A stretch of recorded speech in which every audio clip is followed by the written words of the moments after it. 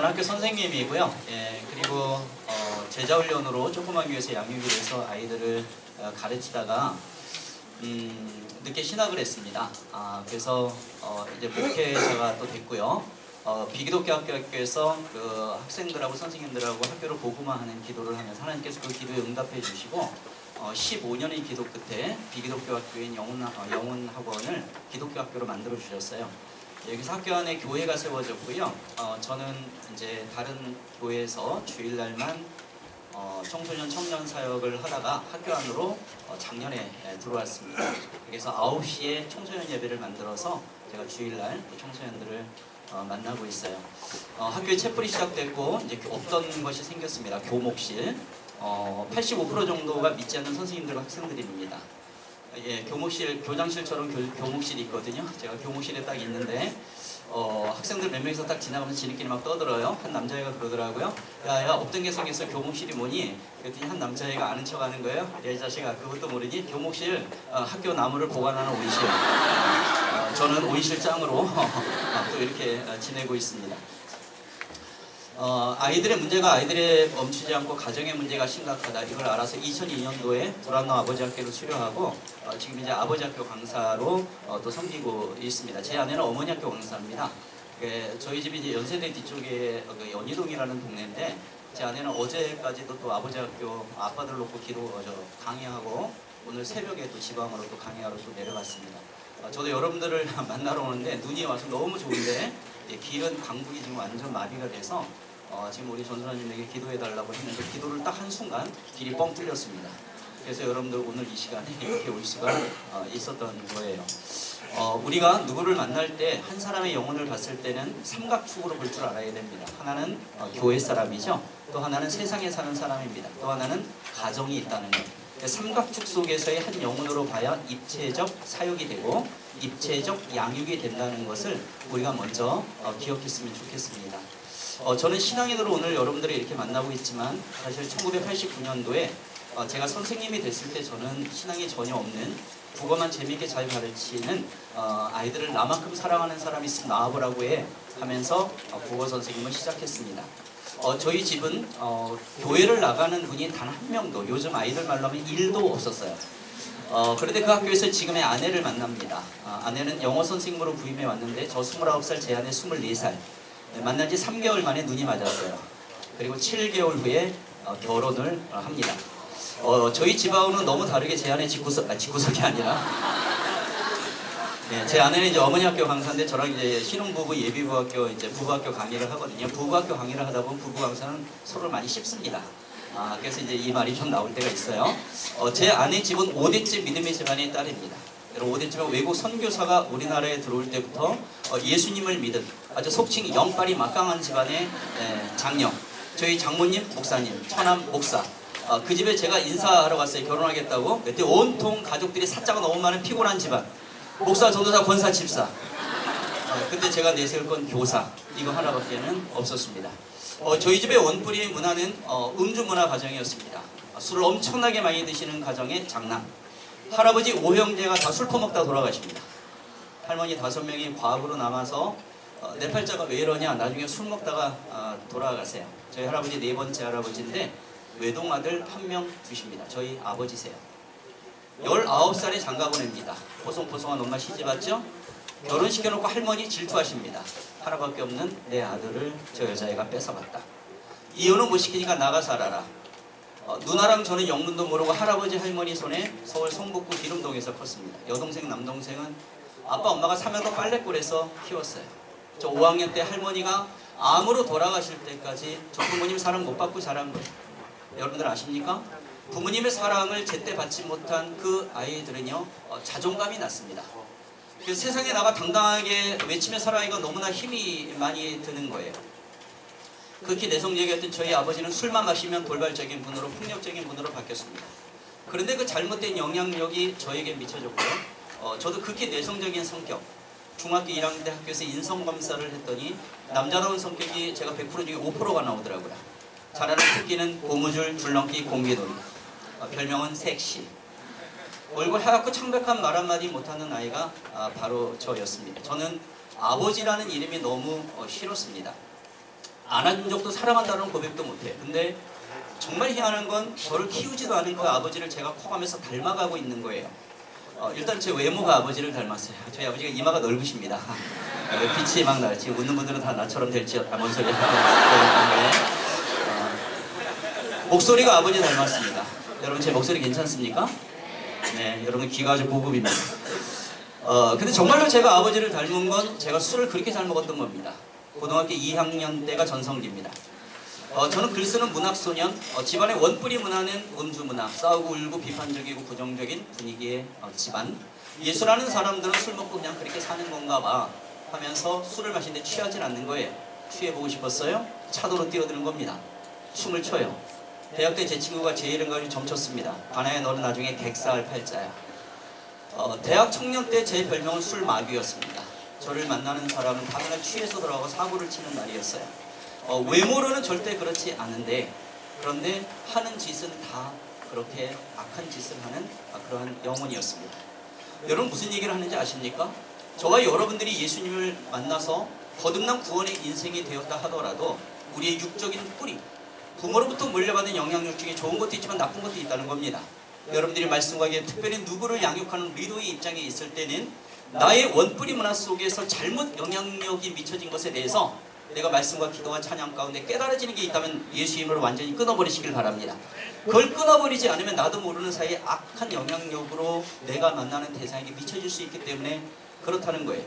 근데 여러분 좀 이상하지 않으십니까? 저는 이렇게 술뚝에 빠져 사는 남자인데 어떻게 5대째 믿음의 집안의 딸, 당연히 24살 제 아내, 모태신앙으로 자라났고요.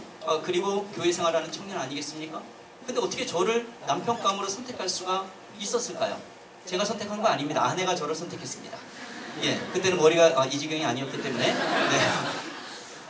이건 우리가 조금만 생각해보면 알 수가 있습니다. 제 아내는 저를 만났을 그 당시에 영빨이 완전히 떨어져 있었습니다. 교회 생활은 습관적으로 했어요. 밤 10시만 되면 가정예배 드리는 제 아내는 고백을 합니다. 우리 집안은 바리새파이 잔당 집안 같은 집안이야. 너무 율법적이야. 위선적인 아버지, 장로님이신데 어떤 그런 속에서 제 아내도 상처가 많은 영혼으로 자라고 있었어요. 근데 그 피해가 고스란히 나중에 남편이 저한테 오더라고요. 예, 이건 이제 부부 강의할 때 이제 좀 나오는 얘기인데요. 하여튼 제 아내는 그 당시에 영적으로 저를 본 게 아니라 세상적인 눈으로 저를 보니까 보는 눈빛이 어때요? 속칭 모함직도 하고 먹음직도 했던 겁니다. 그래서 남편감으로 저를 선택한 거예요. 불똥은 저희 장모님에게로 튀었습니다. 당시에 전도사님이셨던 장모님, 우리 기도하는 사람 문제 생기면 어떡합니까? 세상으로 달려가지 않습니다.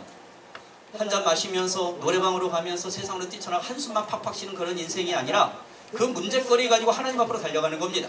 교회로 가고요, 골방으로 가고요, 기도의 동역자들의 기도 요청하는 겁니다. 저희 전도사님이었던 장모님 집보탄에서 갖고 기도원에 올라가서 한 가지 놓고 일주일 금식 기도하십니다. 하나님, 어디서 이상한 애가 하나 왔습니다. 얘가 제 사위가 맞습니까?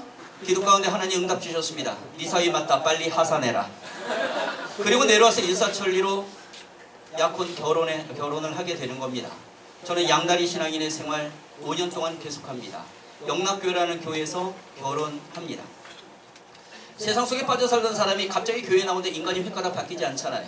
제가 우리 제자들을 봤을 때도, 아니 많은 영혼들을 봤을 때도 육에 속한 사람이 있습니다. 그리고 육의 사람이 있고요, 성령의 사람이 있죠. 성경에는 세 부류의 사람을 말하고 있거든요. 저의 과거처럼 저는 하나님을 전혀 몰랐어요. 근데 성령의 사람으로 가는 그 과도기적인 속에 육신적인 사람, 육적인 사람이 있어요. 우리는 그거를 보통 양다리 신앙이라고 얘기를 합니다. 근데 이 기간이 길어지면 안 된다는 것이죠. 저희 장모님은 계속해서 저의 영혼을 놓고 기도하고 있었고, 저는 지금 살고 있는 연희동 쪽에 한 어른 150명 정도 되는 조그만 교회에서 제자 훈련으로 양육이 되기 시작을 했습니다. 제 아내도 여제자 일기로 훈련이 되기 시작을 했어요. 오카른 목사님의 제자였던 담임 목사님으로부터 3년 제자훈련 양육이 되고 또 사역자 훈련 3년을 받으면서 평신도 양육자로 저를 하나님께서 키워가고 계셨던 것입니다. 그 무렵에 지금의 영혼고등학교로 저는 전근을 왔고요. 영혼학교는 제가 나온 학교입니다. 여러분 자기가 나온 학교를 두 글자로 뭐라고 하죠? 예, 그렇죠. 당연히 아시죠? 네, 예, 훌륭하십니다. 네, 저는 7회 졸업생 서울시 초대교육관 김영훈 할아버지가 세운 그러한 학교입니다. 자기 이름을 따서 세웠거든요. 여기 졸업생 중에 여러분들이 알만한 사람이 있어요. 뭐 좀 오래된 개그맨인데 혹시 김한국 씨 아시는 분 있나요? 네, 아는 분들은 연세가 좀 있으신 분들이고요. 송승헌이라고 여러분 아시나요? 네, 제자입니다. 임주환이라는 배우 뭐 등등 많이 있는데 저는 모교로 온 게 너무 좋았어요. 제가 다녔던 교실, 은사님도 계시고 뭐 지금은 다 이제 안 계시지만요. 그런데 고등학교 1학년 남학생 담임을 맡았는데 이 아이가 첫 시간에 자리에 들어가질 않네요. 너 왜 안 들어가니 했더니 몸이 아파. 루게릭병 환자였습니다. 손가락 5가락 중에 3가락의 세포가 이미 죽어 있었고 그 아이의 허벅지는 우리의 팔뚝 정도로 이미 가늘어져서 19을 못 넘기고 죽는다는 아이였어요. 여러분 저는요 아이들을 진짜 사랑하는 선생님이었습니다. 지금도 마찬가지인데요. 근데 내가 가지고 있는 국어라는 지식이나 노하우나 스펙이나 내 스킬로 이 아이를 살릴 수 없다라는 걸 깨달았을 때는 너무 심한 자괴감에 시달린 거예요. 맨날 울고불고 하니까 본연의 믿음이 있는 자매죠. 제 아내가 여보 그렇게 울지만 말고 새벽 기도를 가봐. 새벽 기도는 응답이 100%가 아니야. 200%야. 저는 뭐 200% 이런 거 완전 초짜니까. 근데 제자 훈련을 받다 보니까 예수 그리스도의 이름으로 안진뱅이가 일어나는 놀라운 기적이 있더라고요. 또한 죽은 나사로가 살아나는 기적도 있고요. 뭐 눈먼자가 뜨고요. 무슨 오병이어 뭐 굉장히 많은 기적의 이야기가 있다는 거예요. 아니 하나님이신 예수 그리스도 당신이 이 땅에 오셔서 십자가 지시고 돌아가신 다음에 사흘 만에 부활하셨다는 사실, 그리고 우리에게 영생을 주셨다는 사실, 이 모든 것이 기적인데 그게 현실적으로 느껴지기 시작을 하는 거예요. 믿음이 들어서는 것이죠. 그러면서 이제 막 저도 말씀 붙잡고 기도하면서 새벽 기도 올라가기 시작했습니다. 얼마나 울면서 기도했는지 한 3달 정도 지났는데 아침에 눈을 딱 뜨니까 쌍꺼풀이 없던 제 눈에 쌍꺼풀이 생겨버렸습니다. 여러분 울면서 기도하면 쌍꺼풀이 생깁니다. 그렇습니까? 그때부터 이제 울보 선생이라는 말이 이제 별명이 됐는데요. 근데 사실은 이 쌍꺼풀의 변화보다도 더 놀라운 변화가 있었어요. 그건 무엇이냐면은요. 다음 세대의 우리 영혼들을 보면은요, 자잘과 한탄과 분노와 짜증과 이런 눈물이 찔끔찔끔 나왔었는데 그걸 문제거리를 보지 않고 이걸 가지고 기도 제목으로 새벽 기도 가서 올라서 기도하니까 이게 소망의 눈물로 바뀌더라는 겁니다. 기대의 눈물로 바뀌더라는 거예요. 그리고 성경 속에는 놀라운 기적 같은 일이 발생할 것 같다는 확신의 눈물로 바뀌더라는 것입니다. 저희 반 아이 그 가정 저희 교회에 나오기 시작합니다. 저희 6개월 지났는데 저희 반 옆반에 또 한 아이가 자기도 루게릭병이라는 거에 왼쪽 팔이 말라가고 있대요. 얘는 몰몬교라는 이상한 종교를 믿고 있었어요. 이 2명의 아이 저희 교회로 나오게 하고 학교에서 매일 하루에 한 번씩 기도합니다. 비기독교 학교이고 기독교를 굉장히 핍박하는 분위기였지만 하나님의 부르심 속에 제가 할 일을 깨달아 알게 된 것이 있죠. 이 아이들을 3년 동안 매일 기도하고 담임 자원에서 맞습니다. 수능부 일주일 전 예수님 영접했고요. 이 아이들 몸이 극도로 악화되고 있었어요. 그리고 그의 겨울방학 하나님께서는 이 아이들에게 놀라운 기적의 은혜를 베풀어 주십니다. 이 두 학생의 병이 멈추고 건강이 회복된 것입니다. 주 예수를 믿으라 그러면 너와 네 집이 구원을 얻으리라. 이 가정을 통째로 구원의 은혜 속으로 들어가게 하셨습니다. 저희 반에 있던 아이는 신학대학교를 진학했고 저희 반 옆반에 또 한 친구는 미국에 유학을 다닐 취직을 했고 결혼을 했습니다. 가장 감사한 것은 이 아이들이 언제 죽어도 천국 백성이라는 믿음을 갖고 있다는 것이고 이 시대에 자신의 정체성을 깨달아 알아서 나는 하나님의 사람이다. 내가 이 땅에 발을 붙이고 살지만 땅바닥 보고 한숨 짓는 인생이 아니라 하늘을 보면서 하나님 앞에 기도하는 하나님의 사람이다. 이 정체성을 깨달아 알며 살아가는 인생이 되었다는 것입니다. 여러분 하나님께서는 어느 시대나 어느 장소에나 하나님의 사람들을 남겨두셨죠. 왜 저와 여러분들을 구약시대 신약시대가 아니라 바로 지금 이 시대에 남겨두셨을까요? 구약시대는 모세를 떨기나무 불꽃 가운데 만나주시면서 출애굽의 사명자로 쓰셨습니다. 바울이라고 하는 사람 예수님의 제자들을 잡아 죽이던 사람 아닙니까? 그런데 눈멀게 하며 영적 눈뜨게 했고요. 예수님을 위해서 순교하기까지 하나님의 사람으로 변화시켜 주시지 않았습니까? 거기는 우리가 예수님 믿어서 단순한 구원 백성뿐만 아니라 특별한 미션을 저와 여러분 또한 여러분들이 향해 푸는 누군가에게 이미 주셨다는 사실을 여러분 꼭 기억하시기를 바랍니다. 바로 저와 여러분들이 정체성을 깨달아 아는 순간 우리는 무엇을 어떻게 해야 되는지를 알아가게 된다는 거예요. 근데 하나님께서는 한 사람 한 사람을 부르실 때 굉장히 하나님의 열심을 보여주십니다. 저는 딸이 둘이 있습니다. 그리고 아내가 물론 아내는 한 명이죠. 큰딸은 대학교를 졸업하고 지금 유치원 선생님을 하고요. 그리고 이제 교회 청년부를 잘 섬기고 있는 청년입니다. 둘째 대학교 1학년입니다. 루게르병 애들을 붙잡고 기도할 무렵에 둘째 딸 다빈이라는 아이가 태어났는데 뱃속에 숨을 쉬면 이상한 소리가 나요. 기관지 천식 폐렴 합병증에 가래가 목구멍 코까지 올라옵니다. 네블라이저 가래 삭히는 기계에 갖다 대고 등쳐주고 뽑아내는데 너무 갓난 애기들은 이게 잘못 뽑아내면 창자가 딸려 나올 수 있다는 거예요.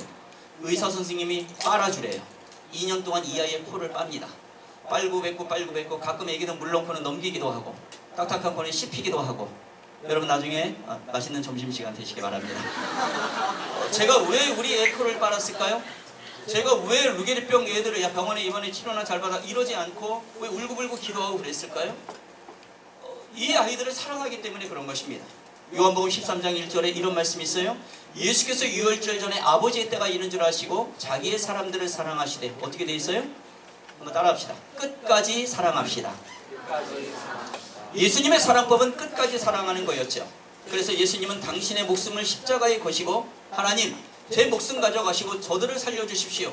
그 구원의 백성 된 게 저와 여러분들 아니겠습니까? 저와 여러분들이 누군가를 사랑한다면 내 사랑법으로 다가가는 데는 한계가 있다는 거예요. 그럼 뭡니까? 죽기까지 사랑하신 예수 그리스도의 사랑법 하나님 저에게 부어주십시오. 그래서 그 사랑법으로 다가가야 된다는 겁니다. 하나님 저 청년이, 저 지체가, 저 아이가, 저 영혼이 살아난다면 하나님 제 목숨을 가져가셔도 좋습니다. 사실은 기독교 복음의 본질이 무엇입니까? 내가 죽고 네가 사는 겁니다. 그런데 우리는 어느 정도까지만 하다가 안 돼, 쟤는 안 돼, 하나님이 버렸나 봐 한계성을 느낄 때가 있죠. 무엇인가 놀라운 은혜의 역사는 목숨을 걸 때 일어난다는 것을 여러분 꼭 기억하시길 바랍니다. 저도 훈련을 받다 보니까 그것을 깨달아 하나님께서 알게 하신 거예요. 루게르병 제자애들이 예수님을 영접하고 몸에 병의 시력이 멈췄던 그 무렵 이틀 전만 해도 가래가 들끓고 있던 저희 둘째 딸을 이틀 후에 병원에 데리고 갔는데 몸속에 있던 가래가 완전히 없어지고 건강이 회복되었습니다. 저희 둘째 딸 아이는 키가 168cm입니다. 그리고 별명 체육소녀. 무용을 전공하는 아이로, 그리고 무용을 가지고 복음을 전하는 아이로 하나님께서 변화시켜 주셨던 것입니다. 여러분 한 사람이 변화되면 그 공동체가 변하고 내가 만나는 그 영혼이 변화되는 것이 복음의 원리입니다. 가장 중요한 건 그 상대방들이 아니라 나라는 사실이에요. 내 속에 정말로 하나님의 영이 가득해 있는가, 이것이 매우 중요하다는 것입니다. 하나님은 그 시대에 맞게 하나님의 사람들을 부르셨죠. 여러분들도 마찬가지로 이 지구촌 교회 여러분들을 부르시고 젊은 또 청년들을 담당하라고 하나님께서 부르셨습니다. 하나님의 부르심 속에 반응한 이사야라는 선지자가 있습니다. PPT에 이사야 6장 13절 하나 좀 띄워주시면 감사하겠습니다. 하나님께서는 이사야를 부를 때 이사야가 첫 번째 보인 반응은 이것이었습니다. 거룩하신 하나님, 더러운 저에게 어떻게 거룩하신 하나님이 나타나실 거 있습니까? 여러분 하나님을 정말 믿는 사람, 하나님이라는 거울 앞에 우리가 서 있다면요 가장 먼저 첫 번째 반응은 죄를 깨달아 알게 됩니다. 성경에서는 입술이 부정한 자라고 표현되어 있었지요. 하나님이 이런 마음 나누셨습니다. 너 더럽다고? 나 알아. 근데 말이야 네가 깨끗해서 거룩해서 순결해서 내가 너를 쓰려고 하는 게 아니야. 나는 너를 그냥 선택했어. 너를 그냥 선택을 했다고. 지금으로 얘기하면 바로 예수 그리스도의 보혈의 그 값 때문에 너를 선택을 했다, 이런 얘기 아니겠습니까? 근데 내가 너를 빚어서 쓰리라. 스랍 천사를 불러서 붉게 핀 숯불을 가져서 더럽다 보니 이사야의 입술을 찢어댑니다. 죄악이 도말되죠? 그때 하나님께서 이 마음 나누신 거예요. 얘들아, 나는 천지를 지은 하나님, 너희를 만든 하나님, 내 말 한마디로 모든 걸 할 수가 있는데 말이야, 나는 너희를 통해서 일하고 싶다. 누가 내 생각, 내 마음 알아서 내가 만나게 하는 사람 만나가지고 좀 내 뜻을 전할 사람이 없니? 이걸 성경에서는 뭐라고 되어 있습니까? 누가 나를 위하여 갈고. 그때 변화된 이사야 그렇게 얘기했잖아요. 따라합시다. 제가 여기 있나이다. 저를 보내소서. 하나님 저 여기 있잖아요. 저를 보내주세요. 여러분 이런 고백을 사명자의 고백이라고 합니다. 쉽게 얘기하면 이런 거죠. 우리가 믿음이 좀 연약할 때는 하나님 저 0.5좀 올려주세요. 그래 1등급 우리 제자들 그런 기도 많이 합니다. 하나님 제가 0.5cm만 크게 해주세요. 170 뭐 이런 거. 하나님 제가 지금 다이어트 중인데 네. 좀 빠지게 해주세요. 하나님 필요할 때만 알라딘의 요술램프의 지니처럼 불러다 막 써먹는단 말이에요. 그런데 이사야의 이 고백은 이런 거였습니다. 하나님 제가 지금 건강이 좋지 않습니다. 하나님 제가 물질적으로 연약합니다. 하나님 저희 가정에 문제가 많고 제가 양육하는 지체가 속을 썩입니다. 없으면 좋겠습니다. 하지만 하나님 그럼에도 불구하고 하나님이 지금 저를 부르셨사오니 제가 여기 있나이다. 주님의 마음을 가지고 감당하겠습니다. 여러분 이런 고백이 사명자의 고백이라고 하는 것입니다. 하나님께서는 그 당시 하나님의 백성들 나무에 비유했죠. 밤나무 상수나무 모두 잘라 베어져 많이 없다. 하나님의 사람들이 그렇게 없지만 내가 남겨놓는 것이 있으니 거룩한 씨가 이 땅에 그루터기니라. 그루터기는 남겨진 하나님의 사람들을 상징하는 영적인 언어입니다. 예수님 한분 12명의 제자, 바알신에 무릎 꿇지 않은 바로 7,000명의 하나님의 사람들. 이 시대 전국을 다니다 보니까 특별히 청소년들은 교회에서 40% 50%가 없어졌다고 해요. 그래서 한숨 짓는 분들이 많이 계신데 사실 저나 여러분들이나 하나님의 영적인 시각으로 봤을 때는 한숨 질 일이 아니라는 것입니다. 왜냐하면 예수님 다시 오실 때까지 하나님께서는 거룩하신 그루터기의 사명자적 믿음을 가진 사람들을 꼭 세워두시고 사용해 가신다는 사실을 믿으시기 바랍니다. 우리 옆에 형제자매들이 이렇게 얘기해 주세요. 당신은 그루터기 사명자입니다. 그런데 예상은 했지만 여러분들 말씀을 들으실 때 특징이 좀 있습니다. 일단 첫 번째 특징은 들을 때 숨을 안 쉰다는 거, 그리고 집중력이 엄청나다는 거. 눈 뜨고 자는 거 아니죠 지금? 우리 제자들은 눈 뜨고 자는 애들이 가끔 있습니다. 잘 전달이 되고 있습니까? 네, 잠깐만 제가 한잔하고.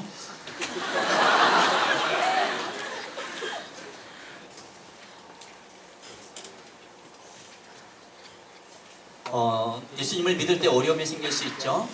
학교에서 무리하게 우는 학생 하나 있어서 격려한다고 등쳤는데 귀를 맞아 고막이 터지는 사건이 발생합니다. 그걸 통해서 수업 전에 기도하는 선생님이 됐어요. 제가 은혜를 받고 변화가 됐을 때죠. 그때는 다른 방법을 선택할 수가 없었습니다. 여러분, 우리가 선의로 다가갈 때 결과는 나쁘게 나타날 수가 있어요. 하지만 여러분, 주눅들지 마시기 바랍니다. 하나님은 그 과정을 바로 고난의 동굴이 아니라 터널로 사용해 주십니다. 끝까지 주님 믿고 나아갈 때 그것이 간증이 되게 하신다는 거예요. 수업 전에 기도하는 선생님이 됐어요. 비기독교 학교입니다. 기독교 핍박하는 분위기요. 교회에서는 얼마든지 아이들 붙잡고 기도할 수 있죠. 여러분들이 담당하는 그 형제 자매들 지체들 일주일에 한 번 만나게 될 때 한 번이라도 기도 안 해준다면 그건 리더로서 직무유기입니다. 하나님은 저와 여러분들에게 한 가지 먼저 그 하나님의 방법을 주셨는데 그게 뭐냐면 바로 기도의 방법이라고 하는 거예요. 여러분, 기도는 이론이 아닙니다. 골방기도, 합심기도, 통성기도, 묵상기도 많은 기도의 종류를 아는 게 기도를 잘하는 게 아니라 기도는 하나님께 드리는 것이고 또 하나 기도의 특징, 축복의 엑기스가 된다는 것입니다. 제가 담임을 맡을 때 저희 반 방가는 당신은 사랑받기 위해 태어난 사람, 조회할 때 기도하고 종례 때 기도해야 집에 갈 수가 있어요. 며칠 딱 지나면 회장애가 쫓아옵니다. 선생님, 저기 조회 때 기도는 그냥 선생님 하시고요, 종례 때 기도는 애들하고 회의했는데 이렇게 1번부터 우리가 돌아가면서 하기로 했는데 선생님 좋으시죠? 야, 우리 반에 교회 안 나가는 애들도 많은데 기도한대? 네, 한대 선생님 맡겨봤어요. 저는 며칠 후에 그 이유를 알게 되었습니다. 종례 때 제가 기도하면 길고 자기네가 기도하면 짧으니까 빨리 기도하고 도망가 버리려고. 교실문을 빡 열고 들어가면 요즘 아이들이, 저는 주로 청소년들을 만나니까요, 보여주는 현상이 몇 개가 있습니다. 아침에 일단 게임을 합니다. 스마트폰 가지고. 저희는 학교에 걷지를 않거든요. 한쪽에 꼭 먹는 애들이 있죠. 한쪽에 퍼 자요. 얘들아, 나와서 수업에 절대 쳐다보지 않습니다. 조용히 가서 엎어지는 머리에 손을 딱 얹고 어디 아픈 모양이구나, 기도부터 한번 하자. 그럼 애들이 조용해져요. 그리고 정말 힘든 애들은 영적, 육적, 정신적으로 힘든 애들은 기도 소리 듣습니다. 그리고 조금 이따 회복되는 걸 하나님이 보게 하신다는 거예요. 한번 따라해 보시겠어요? 100번의 격려보다 한 번의 기도가 더 능력이 있습니다. 그 기도의 무기를 실제적으로 사용하는 여러분들에게를 소원합니다. 제가 제자훈련을 받았을 때 저는 중3반을 담당했던 교사 시절이 있었습니다. 양다리에서 조금 하나님 쪽으로 갈 그 무렵이었는데요. 이 녀석이 아침 9시가 예배인데 9시 40분, 50분, 10시 예배 거의 끝날 무렵에 오는 거예요. 저는 이제 교회를 좀 아니까 화가 나더라고요. 뭐 이딴 자식이 다 있어, 이런 자식이 다 있어, 내가 얼마나 노력하고 있는데 뭐 이런 생각이 들어요. 근데 진짜로 성령님을 만난 사람들의 특징은 부정적인 말을 입 밖에 내지 않습니다. 그 가운데에서 하나님의 일하시는 걸 기대하게 되는 것이죠. 인내심을 주신다는 거예요. 그리고 몇 가지 특징이 있습니다. 일단 기도를 많이 하시는 성령 받은 분들은요, 목소리가 부드럽고 그리고 얼굴에서 빛이 나고 여유가 생깁니다. 저는 이마에서도 빛이 납니다. 동균이가 늦게 왔어요. 동균아, 왜 늦었니? 선생님 잠이요. 잠 때문에 미치겠어요. 그래 그러면 주일날 아침 9시에 온다는 거 이거는 사실 쉬운 일은 아닙니다. 예, 그래서 그래 동균아 우리 힘으로 안 되는 건 우리가 기도하면서 해결해야 돼. 동균아 가자. 동균이 손을 딱 붙잡고 교회에서 제일 음침한 데로 끌고 갔어요. 이걸 앉혀놓고 진짜 기도한 거야. 하나님 깨워 주시옵소서. 그 다음 주에 또 늦었어요. 동균아 왜 자며 가자. 또 붙잡고 기도하니까 애가 미칠라 그러는 거예요. 선생님 제발 저 좀 붙잡고 기도 좀 하지 마세요. 자 자꾸 붙잡고 기도하면 저 어른 예배 나갈 거예요. 그래 동균아 어른 예배 드려. 선생님도 어른 예배 드리잖아. 우리 끝나고 만나자. 시간이 더 많아야 쫓고 쫓기는 대적전이 6개월 동안 펼쳐지는데 동균이는 그 교회를 떠날 수는 없었어요. 왜냐하면 동균이 아빠 엄마가 아주 독실한 집사님들이셨거든요. 그러면 제가 요놈을 딱 잡아 요 자식 이렇게 하면 되겠구나 이렇게 생각한 게 아닙니다. 저는 그 당시도 그렇고 지금도 마찬가지인데 저희 교회 학교의 유초중고청 아이들의 명단 다 가지고 있습니다. 교회는 수직적 연계 사역이 이루어지는 때이기 때문에 그렇다는 거예요. 그래서 내가 속한 그 구성원들의 이름을 놓고 기도하는 건 필수입니다. 그건 의무라는 사실이에요. 저희 영훈고등학교 1,400명의 학생들 사진첩 명단 교무실 빡 열고 들어오게 되면은 애들 사진이 다 붙어 있습니다. 애들은 기겁을 하죠. 이 못생긴 애가 있어요 자기예요. 하여튼 막 붙어 있는 거예요. 그리고 이 1,400명 놓고 매일 하루에 한 번 이상씩 기도합니다. 100명의 선생님들 명단 놓고 기도합니다. 여러분 우리는 찌질이 믿음을 가지고 사는 사람이 아니에요. 아브라함 복의 근원입니다. 바로 복의 도구예요. 아브라함 옆에 붙어있기만 해도 믿지 않는 영혼들도 복의 부스러기를 경험하도록 만드는 게 바로 우리라는 겁니다. 그래서 여러분 세상에 끌려다니는 믿음이 아니라 끌고 다니는 믿음이라는 게 바로 이런 원리라는 거예요. 중요한 건 뭐라고요? 상황 여건 아닙니다. 바로 우리 자신이에요. 저도 훈련 받다 보니까 이것을 알게 됐고요. 그리고 이 아이를 만났을 때 성령님께서 어떻게 또는 무엇을 말할지 염려치 않도록 그 이름 불러가며 준비토록 만들었다는 사실입니다. 여러분들과 제가 제일 먼저 해야 될 건 누구를 양육할 때 가장 먼저 해야 될 일은 이름을 부르며 기도하며 준비하고 있으라는 겁니다.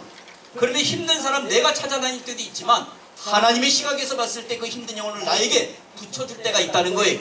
근데 성령님이 나의 마음과 입술을 주장해 주셔서 움직이신다는 거예요. 이걸 우리는 성령 사역이라고 얘기하는 겁니다. 내가 내 머리로 내가 계획서에서 세우는 건 일입니다. 일하는 사람들의 특징 지칩니다. 하지만 성령 사역을 하는 사람들은 몸은 피곤할지 모르지만 성령님이 하시기 때문에 신나는 거예요. 즐거운 겁니다.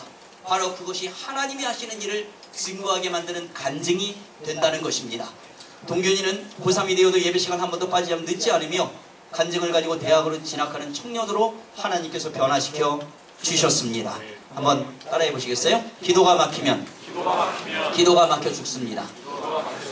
이해되시죠? 예, 바로 그런 사명자로 저희를 부르셨다는 겁니다. 기도의 무기를 잘 사용하시기를 바랍니다. 사실 여러분들이 대부분 청년들이죠. 근데 제가 주로 만나는 대상들은 이제 물론 청년사역하고 청년들을 이렇게 만나지만 저는 청소년들 학교와 교회에서 계속 만나고 있습니다. 어린아이들을 계속 만나다 보니까 저는 나이가 이제 27살에 교사생활 한 다음에 지금 나이가 27 곱하기 2 플러스 알파 이 정도 됐습니다. 아이들의 아빠뻘이 된 거예요. 아이들을 사랑하는 마음은 확대됐는데 기도를 하지만 아이들의 삶을 모르고 나서는 사역이 안 되더라고요. 그래서 눈높이를 맞추는 사역이 매우 중요했습니다. 여기 아마 경험 있으신 분들이 있을 거예요. 애기들한테 이런 식으로 메시지 전하면 잘 못 알아듣죠. 율동합니다. 연극 보여주죠. 영화하고 막 움직이면서 이렇게 메시지 전하지 않습니까? 예. 그래서 저도 눈높이 사역을 시작하게 되었는데요. 저희 딸아이가 저한테 몇 년 전에 이 편지를 썼습니다.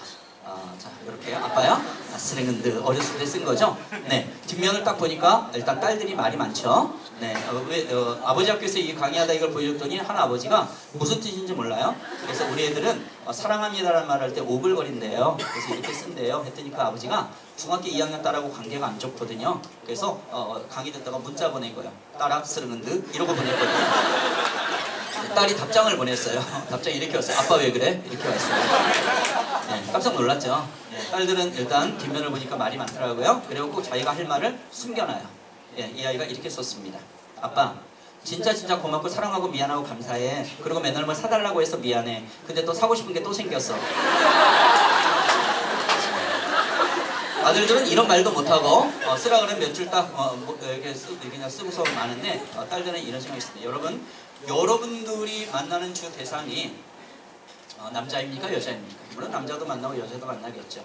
특히 청년들 만나면 이제 이성 간에 또 데이트할 때 다 포함해서 그러는데 예를 들어서 저처럼 나이 든 남자 선생님이 사춘기 청년 또 이 여자 자매들을 만나기 대화하기 제일 어려워하는 분들이 상당히 많습니다. 부부지간에도 마찬가지예요. 자, 여기에는 하나님의 창조적 원리를 우리가 조금 알고 가면 좋겠어요. 상대방을 연구해야 된다는 것이죠. 무엇입니까? 하나님께서 남자를 창조할 때 흙으로, 여자는 뼈로 만드셨어요.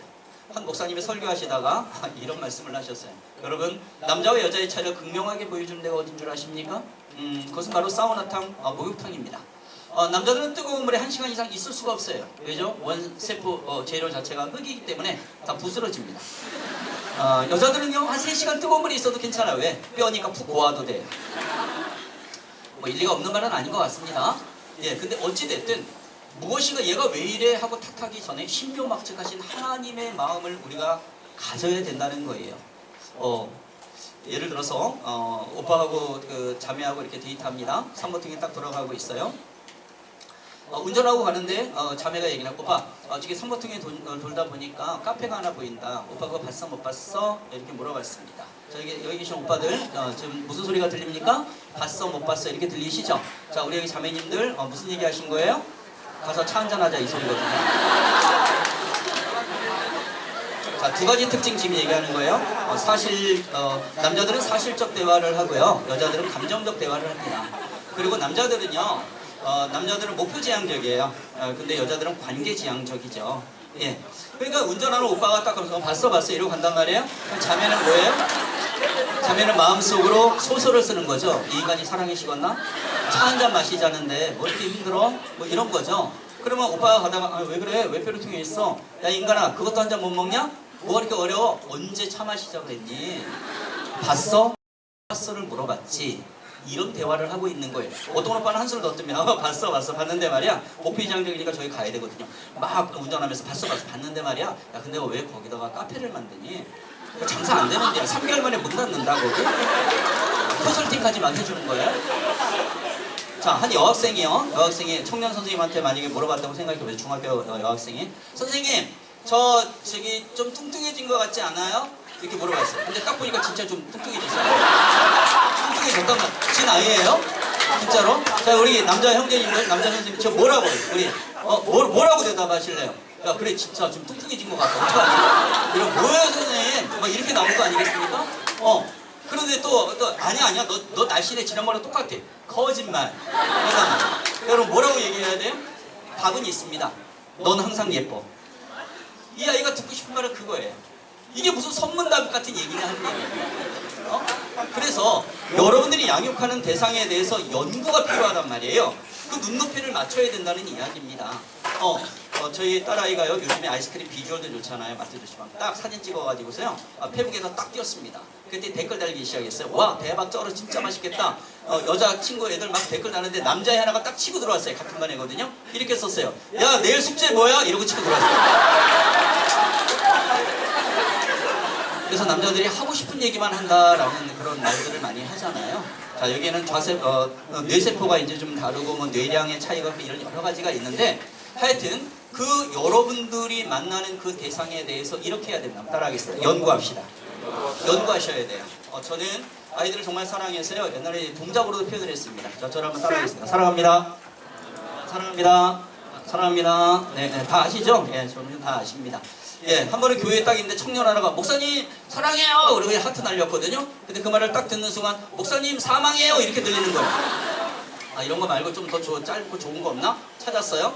그러던 중에 우리 딸하고 막 연구하고 찾다 보니까 딱 나왔습니다. 한 글자로 지금 제 별명이기도 한 이 인사법을 하나 여러분들하고 잠깐 나누겠습니다. 어린아이들이어서 제가 지금 그렇습니다. 이렇게 한번 해보시고요. 아이가 딱 지나면 선생님 안녕하세요. 딱 그럼 제가 한 글자로 이렇게 얘기합니다. 따라합니다. 큐. 역시 네, 아십니다. 네, 이 말을 모르시는 분들은 나이가 좀 드신 분들입니다. 자, 다시 한번 해볼까요? 자, 옆에 우리 형제 자매를 해서 따라합시다. 큐. 자, 비슷한 두 글자 낱말이 있죠? 자, 따라하겠습니다. 자, 따라합니다.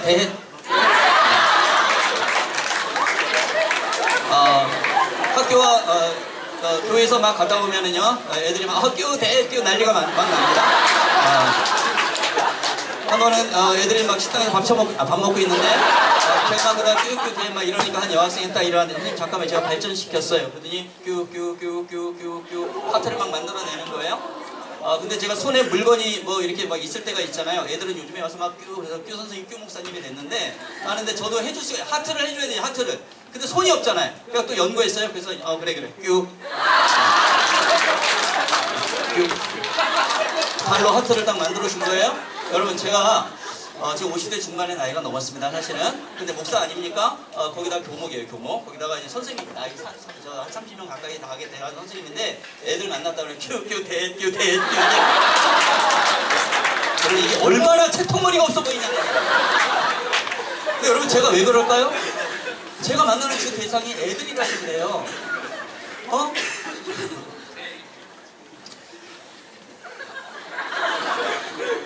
자, 예수님 하나님이십니다. 그 예수님이 이 땅에 오실 때 낮은 자로 오셨죠. 창녀 미천한 자 딱 보면서 야야 창녀야 왜 몸팔기 있으면 어떡하니? 야, 올라와 빨리 올라와. 나 하나님 거룩한 내 눈높이까지 빨리 올라오라고. 자 여러분들 입장이면 누구 리더라면서요 여러분들이요? 야 그래 야 지체 그렇게 형제대로 그렇게 살면 안 돼. 맨날 그렇게 하면 빨리 올라와 내 눈높이 나 거룩한 나 리더 올라와 거룩한 목자 올라와 목사 목자 비슷하잖아. 그래서 빨리 올라와. 이래 어떻게 올라옵니까? 왜 그런지 원인이 분명히 있고 진흙탕 속에 빠져 있는데 이 사람을 끌어올리기 위해서 우리가 내려가야죠. 예수님 내려가셨단 말이에요. 그래서 예수님은 창녀하고 눈높이도 맞으셨다니까요. 미천한 자하고 대화가 되셨단 말이에요. 일단 대화 소통이 되니까 그 마음을 읽으면서 끌어올리는 거죠. 올라가자. 이렇게 살면 안 되잖아. 또 미끄러지죠. 또 내려가요. 또 끌어올려요. 또 내려가요. 이걸 반복하는 거예요. 이 인내 가운데 소망을 잃어버리지 않는 사람을 통해서 이 사람은 믿음의 정점 위에 올라가게 된다는 사실을 여러분 믿으시기 바랍니다. 한번 따라합시다. 인내 가운데 소망이 있습니다. 어떤 상황 가운데 어떤 일이 발생한다 하더라도 절대로 그 인내심을 잃어버리면 안 된다는 얘기입니다. 예수님이 나의 죄를 용서하기 위해서 길이 참으심의 인내심을 가지고 십자가 지시고 그 피를 다 흘리셨던 것처럼 그 구원의 감격이 그 보혈의 능력이 내 속에 항상 있다는 걸 생각하면서 그걸 다지면서 이 영혼들을 예수님의 프레임으로 봐야 된다는 얘기예요. 내 눈으로 보면은 버린 인간 같지만 예수님의 프레임으로 하나님의 눈으로 봤을 때는요 비코스 오브가 아니에요. 뭐 때문에 얘는 망한 거야. 얘는 뭐 때문에가 아니라 인스파이트 오브.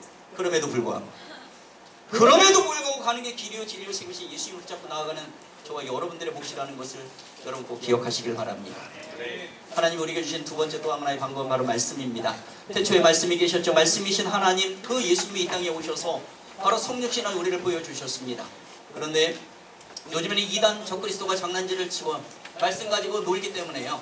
우리가 이 말씀을 항상 접해야 된다는 겁니다. 물론 지구촌 교회는 잘 돼 있다고 저는 알고 있습니다. 저는 우리 청년 양육할 때도 또 중고등 아이들 양육할 때도 5가지를 항상 강조했습니다. 한번 따라해 보시겠어요? 설교, 큐티, 성경 공부, 암송, 통독 이 5가지입니다. 이걸 말씀의 5손가락이라고 보통 얘기를 하죠. 힘들어합니다. 하지만 여러분 저나 여러분들이나 우리가 양육하는 대상이 이 5가지로 하나님 말씀 붙잡고 제 성경책을 하나님이라고 볼게요. 붙잡고 가다 보면 이 말씀이신 하나님이 나를 쳐주는 데까지 간단 말이에요. 쌍욕을 하고 싶을 때가 있어요. 잠언 4장 24절 말씀 괴유를 내 입에서 버리며 사곡을 내 입술에서 멀리하라. 더러운 말 입 밖에 내지 말라는 거예요. 음란한 생각, 더러운 생각, 추악한 생각 떠올라요? 너희가 하나님의 성전인 거 네가 알지 못하느냐? 고린도서 말씀이 나를 쳐준단 말입니다. 내가 지금의 상황은 잘 몰라요. 불투명해요. 어떻게 가는지도 모르겠지만 그래도 하나님 말씀 붙잡고 기도하며 꾸역꾸역 가다 보니까 바로 하나님께서 이쪽 길로 저쪽 길로 안내해 주시고 나중에 돌아온 길을 보니까 하나님의 은혜로구나. 하나님이 하셨구나. 이런 간증을 하게 만드신다는 것입니다. 그래서 여러분 불안해하지 마십시오. 두려워하지도 마십시오. 하나님의 여러분들의 앞길 인도하고 계시는 거 분명합니다. 다만 우리가 하나님의 말씀을 조금 더 붙잡고 가는 거예요. 그러다 보면 하나님의 말씀으로 역사하시는 것을 목도하게 하신다는 것입니다. 저는 기도했습니다. 하나님, 교회에서 우리 중고청 애들만이 아니라 바로 제가 믿지 않는 영혼들을 만나는 직장생활하는 사람 아닙니까? 85% 아이들, 선생님들 하나님의 말씀이 들어가면 이 인간이 바뀌는 줄, 이 사람이 바뀌는 줄로 저는 믿습니다. 지혜를 주세요. 여러분 내 지식, 내 노하우 물론 도움이 될 때가 있지만 가장 중요한 건 성령님의 지혜입니다. 여러분들의 지체를 놓고 공동체를 놓고 기도할 때 그 공동체에 부어주시는 하나님의 지혜가 있단 말이에요. 그걸로 승부를 거는 거예요. 기도했습니다. 하나님이 저에게 지혜를 주신 건 바로 이겁니다. 이 컵에는 성구서표라는 하나님의 말씀이 이렇게 책갈피 형태로 만들어져 들어가 있습니다. 저는 항상 이걸 잘라서 가지고 다닙니다. 학교와 교회와 가정과 또는 여러 집회 가운데서 이걸 들고 다닌단 말이에요. 교회 좀 늦게 온 아이 막내 선생님한테 시켜서 옆방으로 데려와 기도하고 뽑도록 하나님 말씀 한 절이라도 먹고 가라, 이 소리입니다. 10명의 막내 선생님 가운데 한 청년 막내 선생님, 선생님들 가운데 막내 선생님 하나가 있었어요. 이 늦게 온 아이가 하나 있었는데 이 선생님이 옆방으로 데리고 가서 그 아이 왜 늦었는지 확인을 하고요. 그리고서 말씀을 뽑도록 했습니다. 그리고 나서 이 아이를 위해서 축복 기도를 했는데 이렇게 했어요. 하나님, 영식이가 지금 교회를 왔습니다. 보내주셔서 감사합니다. 그런데 지금 영식이가 예배에 참여해서 들을 수 있는 것이 광고 시간하고 축도밖에 안 남았습니다. 하나님, 광고를 통해서도 예수님 우리 영식이 꼭 만나주세요. 축도를 통해서도 우리 아이 꼭 만나주세요. 제가 나중에 이 선생님 정말 칭찬했습니다. 여러분, 하나님은 광고를 통해서도 역사하실 수 있는 분입니다. 쉬는 시간을 통해서 한 사람의 1분 1초를 만남을 통해서도 인생이 바뀔 수 있는 겁니다. 여러분, 그 마음을 가지고 살아가는 사람을 우리는 영적인 사명자라고 얘기를 하는 거예요. 오늘 저는 여러분들에게 이것을 드리려고 선물로 어젯밤에 또 잘라가지고 왔습니다.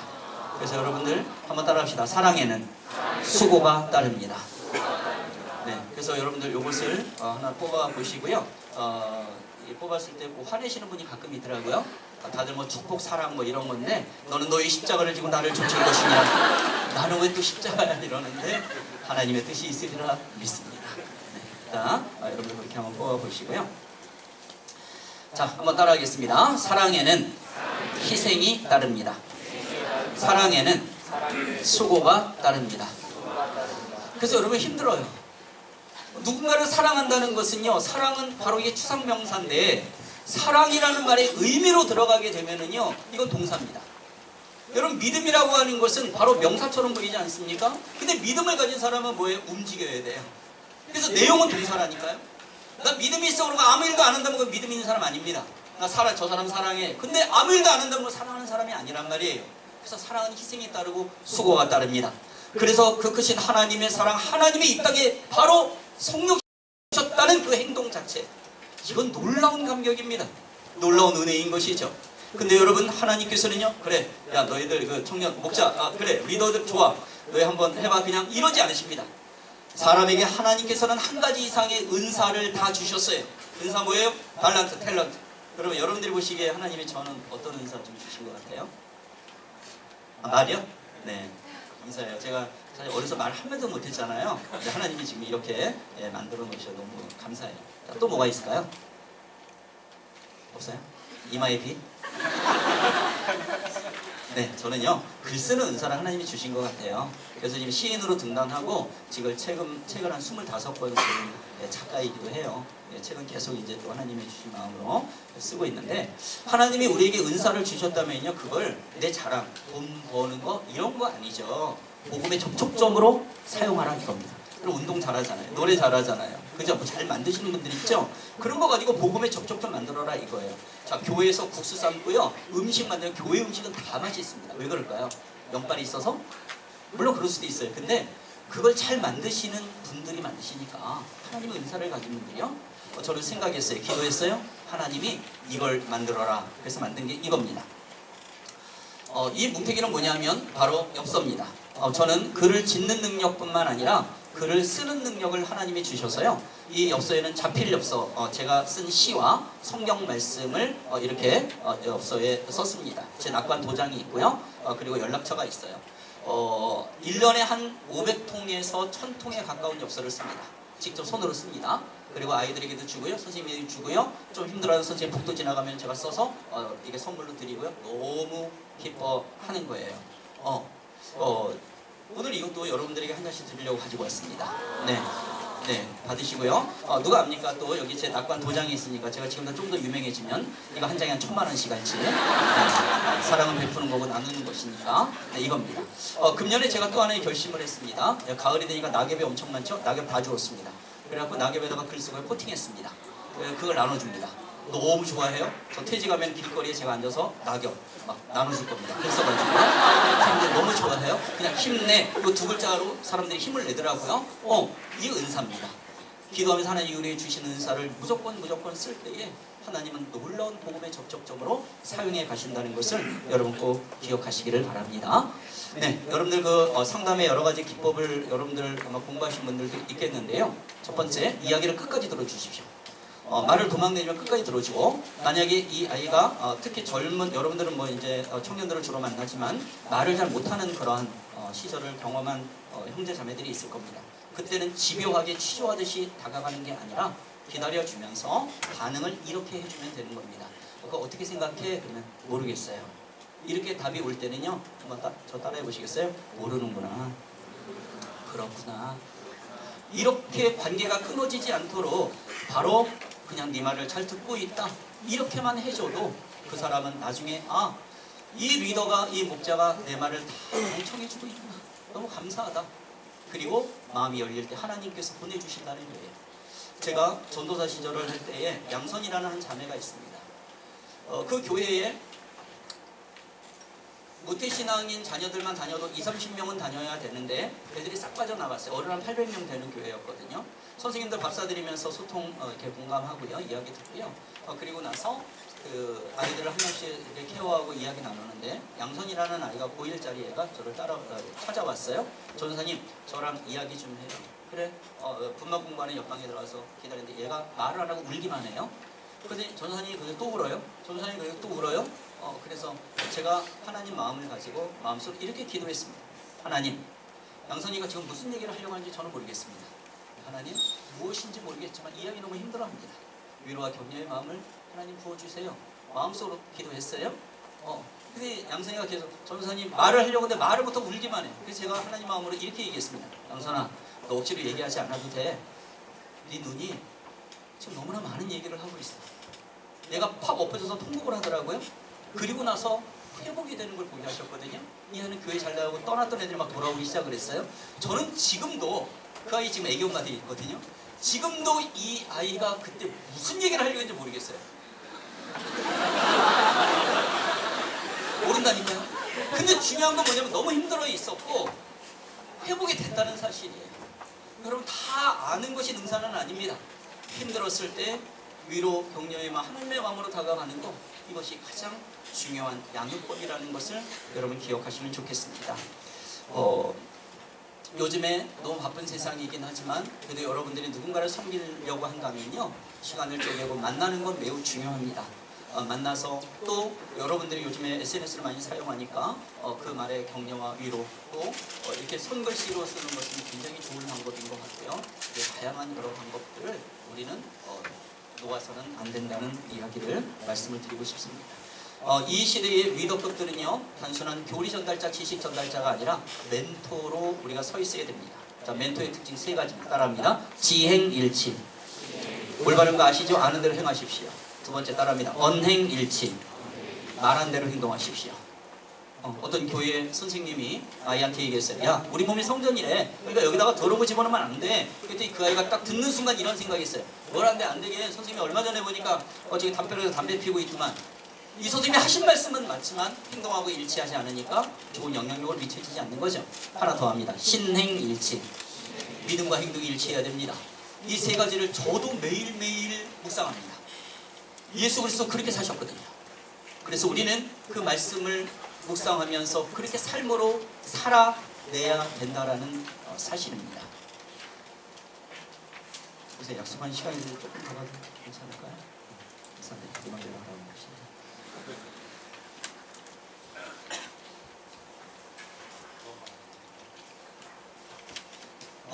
제가 중학교 1학년 때 말을 한마디도 안 하고 학교에서 이렇게 지내고 있는데요.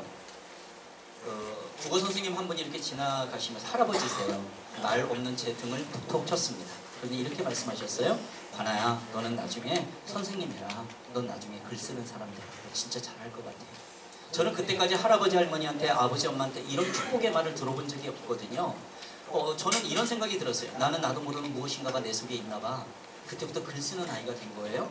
그리고 국문과 갔잖아요. 그리고 선생님 됐잖아요. 나중에 신앙 가지면서 이제 긍정적인 그러한 비전의 글들을 많이 쓰게 됐잖아요.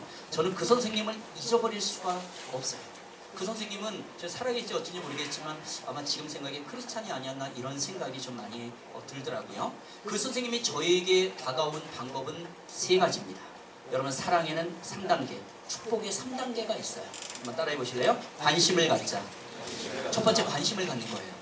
그런데 나쁜 걸 가지고 탓하는 관심이 아니라 그러한 가운데서도 100가지 중에 99가지가 내 마음에 안 들어도 한 가지 하나님이 주신 분명한 은사와 탤런트와 좋은 점이 있어. 그걸 찾아내서 격려하는 거예요. 그러면 바뀐다는 겁니다. 자, 2번째 따라합니다. 표현을 하자. 표현하는 겁니다. 잘 될 거야? 희망을 가져. 너 잘할 수 있어? 표현하는 겁니다. 자, 하나 더 있습니다. 따라합니다. 기대감을 갖자. 기대감을 갖는 거예요. 표현하면서 기대감을 표현하는 거예요. 어떡하니 하는 얘기는 세상 사람 다 할 수 있지만 예수 그리스도의 언어는 바로 희망, 생명, 길이라는 사실을 우리가 잊어버려서는 안 된다는 것입니다. 자, 뒷부분의 말씀 나눌게요. 한번 따라하겠습니다. 헌신합시다.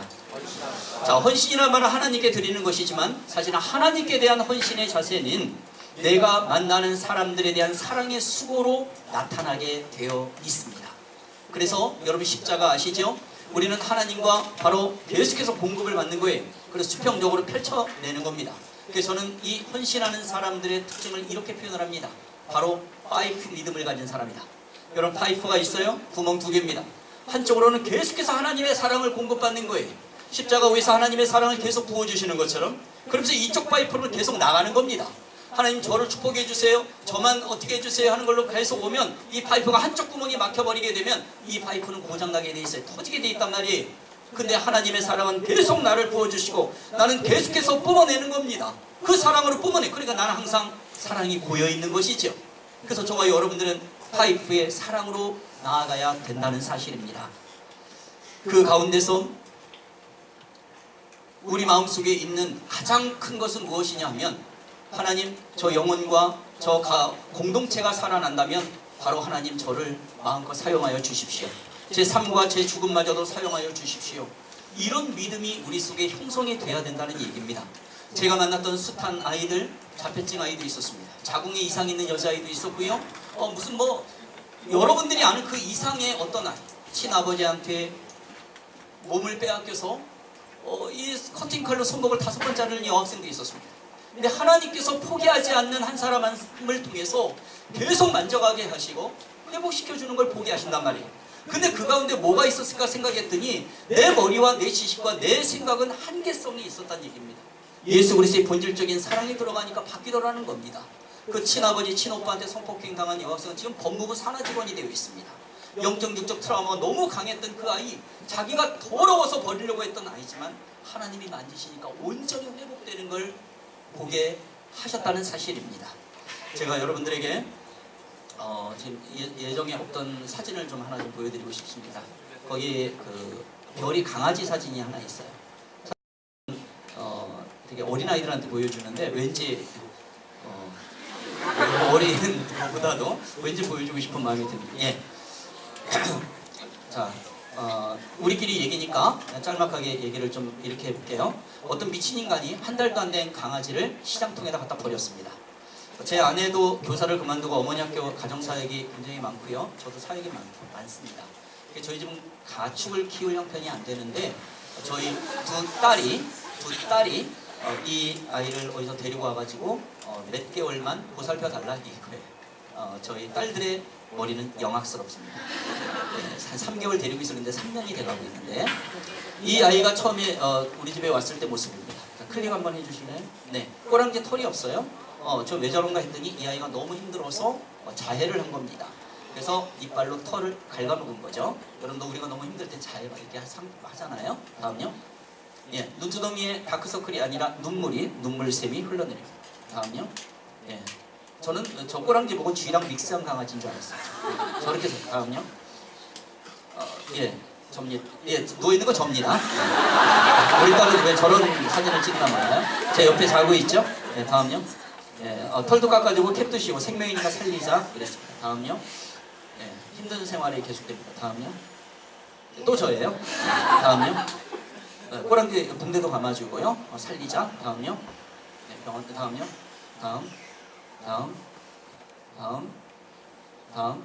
네, 힘을 얻었죠? 네, 털 잘라야 된다는데 살아났습니다. 다음요. 다음. 개가 됐죠? 네, 다음요. 네, 다음. 네, 제 아내가 외출하려고 옷핀을 딱 입는데 옷핀이 떨어졌어요. 여보 어떻게 해요? 저기 별이가 낼름 와가지고 옷핀 먹었어. 난리가 났죠? 제가 달려갔어요. 별이 예, 저 강아지 머리를 딱 잡고 토해낼지요? 그래서 토했어요. 먹었으면 큰일 났겠죠? 네, 다음요. 다음. 네, 다음. 네, 저희 집은 개나 사람이나 기도해야 먹고 살 수가 있어요. 개기도입니다. 요즘에 엎드려 기도합니다. 네, 개기도입니다. 개도 훈련시키니까 하더라고요. 네, 다음요. 네, 다음. 예, 다음요. 다음. 이랬던 애입니다. 다음요. 예, 이렇게 됐어요. 예, 종료는 잡종입니다. 정말 하찮은 것처럼 보이지만 한 생명이 하나님이 기도하는 과정에서 보살피게 하면 살려주셨죠. 다음요. 개웃겨. 개가 웃습니다. 이 아이를 데리고 병원을 갔더니 의사 선생님이, 수의사 선생님이 저희 딸들한테 그랬어요. 여름 별아, 너는 진짜 복받은 놈이야. 너는 주인을 잘못 낳았어. 여러분 상처 있으십니까? 어디가 아프세요? 저 어려서 저 경험했던 그런 비슷한 거 있으십니까? 하나님 여러분 다 아십니다. 만드셨잖아요? 우리 아버지시잖아요. 그 고통의 과정, 고난의 과정 다 간증되게 하실 줄 믿습니다. 여러분들 우리 그렇게 사는 우리의 주인은 바로 하나님이시라는 것을 여러분 꼭 믿고 파이팅 하시기 바랍니다. 제가 마지막 말씀 드리려고 합니다.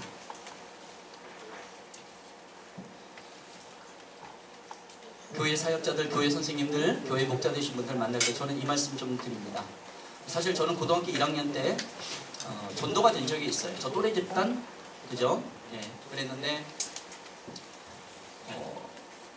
교회를 처음 한번 따라갔는데, 친구 따라갔는데 고등부 회장 형이 문학을 전공하는 저하고 성악을 전공하는 제 친구가 뭐가 마음에 안 들었는지 제가 없는 새 제 친구의 뺨을 때렸습니다. 저는 충격받아서 교회 뛰쳐나왔고요. 20년 동안 종교적 방황을 거듭합니다. 광화문에 있는 교회 찾아갔는데 마릴성도 예수그리스도 교회, 거기에 달려보니까 또 이상해서 또 튀어나왔고, 대학교 갔는데 동국대학교 갔습니다. 요즘도 그런가요? 아침 8시 50분만 되면 불경이 흘러나와요. DUD에서, 방송국에서 마하바냐바라 방송국 흘러나와요. 저희 어머니가 저 염주알 지고 나왔어요. 네, 그런 불교틱한 집안이었습니다. 그리고 신앙 안 갖고 믿음의 5대째 아내랑 만나서 하나님이 결혼하게 하셨죠. 20년 동안 종교적인 방황을 거듭하다 하나님이 저를 불러주신 건 2명의 루게릭병 제자와 딸을 통해 저 만나주셨습니다. 사명을 깨달아 알게 하셨죠. 근데 제가 지금 말씀드리고 싶은 그 주인공은 제가 처음에 갔던 교회에 저를 분반 공부를 담당했던 한 여선생님이셨습니다. 그 선생님은 30대 중반, 긴 생머리. 제가 교회에 뛰쳐나온다는 소식을 들으시고 그분이 저하고 제 친구 7명을 연탄 화덕 있는 학고방에 부르셔서 눈물로 호소하셨어요. 관아야, 가지 마라. 선생님하고 신앙생활 다시 한번 잘해보자. 우리 교회 괜찮은 교회잖아. 아니에요 선생님, 이따위 교회가 교회 어떻게 선배가 후배를 때립니까? 어떤 교회에서 신앙생활 안 합니다. 나갑니다. 뭐 이랬어요. 선생님이 눈물로 호소하고 권면하고 만류하다 도저히 안 되겠는지, 얘들아 안 되겠다, 선생님 관아를 위해서 한번 기도할게. 얘들아 손잡아. 저를 등 뒤에서 이렇게 앉다시피 하면서 기도하는데 이렇게 기도하시는 거예요. 하나님, 우리 관아가 이 교회를 떠날지도 모르겠습니다. 하나님, 우리 관아 어디 있든지 꼭 만나주십시오.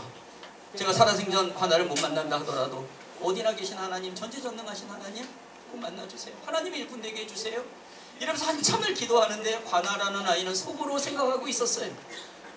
아이고 이놈의 기도 왜 이렇게 길어, 왜 이렇게 길어, 빨리 끝나라 그러고 있었어요.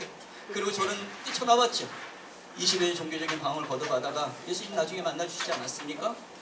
그런데 제가 양다리 5년 동안 살아있을 때는요, 살고 있을 때는 그 관아를 붙잡고 기도했던 선생님의 마지막 모습이 한 번도 제 머릿속에 떠오르지를 않는 거예요. 그런데 제가 예수님 만나고 성령님을 만나고 구원의 감격 속에 있을 때에 그 신앙생활 잘못했던 관아를 붙잡고 기도했던 선생님의 그 기도의 모습이 제 머릿속에서 떠나가지를 않는 겁니다. 저는 그게 궁금했어요. 왜 내가 양다리일 때 생각이 안 났을까? 근데 왜 지금은 매번 생각이 나는 거지? 거기에 이유가 있었어요. 그건 뭐냐면 하나님께서 기도 가운데 그 선생님의 마음을 깨달아 알게 하셨다는 거예요. 그 선생님의 그 기도는 그 단 한 번의 기도는 진짜였던 거예요. 여러분, 저와 여러분들이 기도하는 사람입니까? 그렇다면 여러분 진짜 기도를 드리고 있습니까? 이 영혼이 정말 살아난다면 내가 삶과 죽음마저 다 드려도 좋겠다는 건 진짜 기도를 하십니까? 예수님을 닮은 기도를 하고 계십니까?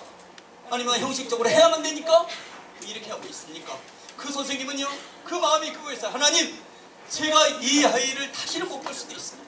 하지만 무소부지하시고 전지전능하신 하나님, 이 아이가 어디에 있든지 하나님의 사람으로 사명자로 세워주시고 사용해 주십시오. 이 기도 드렸던 거예요. 저는 그 선생님이 너무 보고 싶어서 교회 찾아갔더니 왜 어디 이민가 살고 계신데요. 왔다 갔다 할 때 하나님 꼭 만나게 해주세요. 제가 드릴 말씀이 있다고요. 선생님, 그때 그 관아가 바로 접니다. 관아를 마다하지 않으시고 하나님의 사람 되라고 기도하셨던 그 관아가 바로 접니다. 선생님 기도가 응답된 거라고요. 이렇게 말씀드리고 싶은 것입니다. 시편 126편 5절 말씀에 눈물을 흘리며 씨를 뿌리냐는 기쁨으로 이 말씀이 있습니다. 여러분, 저와 여러분들 리더급이 있는 사람들이요, 하나님께서 기도에 특권을 주셨는데 이건 의무입니다. 여건과 상황을 탓하지 말고 눈물로 씨를 뿌리라는 거예요. 그러면 기쁨으로 결실을 거두시는 분 하나님일 때 하나님의 마음으로 열매를 맺어갈 테니까 너희들이 지금의 상황을 탓하지 말고 사랑의 수고를 베풀며 인내와 소망을 가지고 예수 그리스도의 이름으로 최선을 다해 사역하라. 바로 이것이 하나님의 음성이라는 것을 여러분 꼭 기억하시길 바랍니다.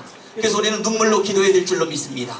바로 우리는 무릎으로 야고보 사도처럼 낙타 무릎이 될 정도로 기도해야 된다는 거예요. 근데 많은 분들이 이런 얘기를 한단 말이에요. 목사님, 저는 그렇게 기도하는데 왜 결정적 순간에 이렇게 힘이 들까요? 그건 한 가지를 주저하거나 안 하시기 때문에 그렇다는 거예요. 겉모래하면 눈물로 무릎으로 기도하지만 목숨을 걸지 않기 때문에 그렇다는 것입니다. 여러분, 예수님께서 우리에게 주신 가장 아름다운 성김의 모습은 목숨을 거셨다는 거예요. 당신의 목숨을 십자가에 거시고 하나님, 제 목숨 가져가시고 저들을 살려주십시오. 이것이 바로 복음의 본질이고 영혼이 살아나는 본질이라는 걸 여러분 꼭 기억하시기를 바랍니다. 특별히 청년 여러분들의 그 영향력은 위 세대와 아래 세대의 연계성 속에 굉장히 중요합니다. 바로 여러분들이 어떤 생각과 마음을 갖느냐에 따라서 이 나라의 존폐까지도 갈 수 있는 바로 그것이라는 것을 덧붙여서 말씀을 드리고 싶습니다. 우리 같이 한번 기도할까요?